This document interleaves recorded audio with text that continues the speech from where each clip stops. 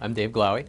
I'm the Chief Intelligence Officer for U.S. Customs and Border Protection. It's a big machine. We're almost 65,000 employees, almost twice as large as the FBI. My job is to help facilitate lawful trade and travel, to repel foreign threats from coming into the U.S.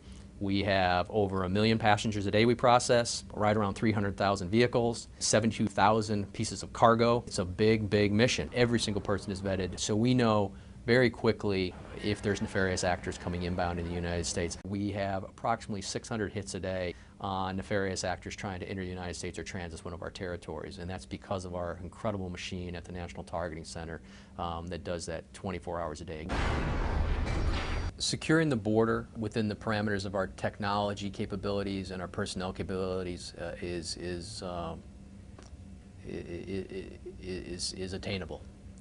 And what I mean by that is there's technical capabilities within the United States and within the apparatus of the U.S. government, within U.S. Customs and Border Protection and other organizations that can do that. The question becomes with policymakers and legislators and the public is how do they want to do that?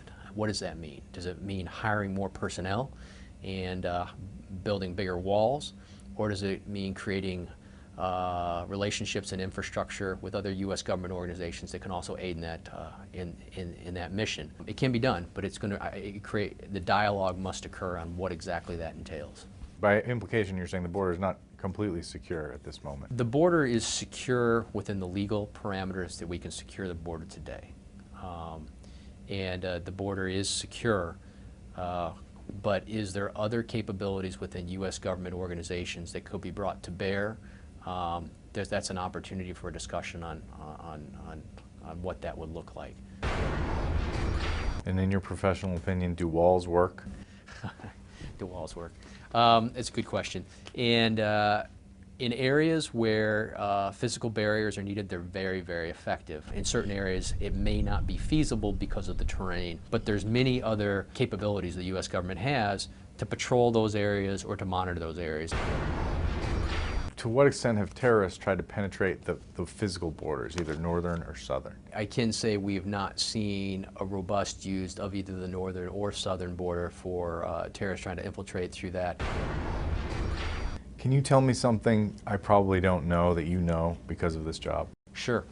So one other aspect of U.S. Customs and Border Protection that's not well known is we also test the vulnerabilities to the border. So I have undercover agents and officers that go outside of the U.S. and attempt to infiltrate the U.S. through our port of entries and between the ports to test where our vulnerabilities are at. It's classified on the information we obtain from it because obviously it shows our vulnerabilities, but it's also very necessary because you have to know where you need to increase your activity or where you may be vulnerable as a country. We also have confidential human sources we run, which falls under me as the National Program Manager. Being a former FBI agent and law enforcement officer, it's sources, sources, sources. You have to have human sources and networks to identify the motivation of nefarious actors, how their networks operate, creating the infrastructure to do that right and to protect the sources and the handlers.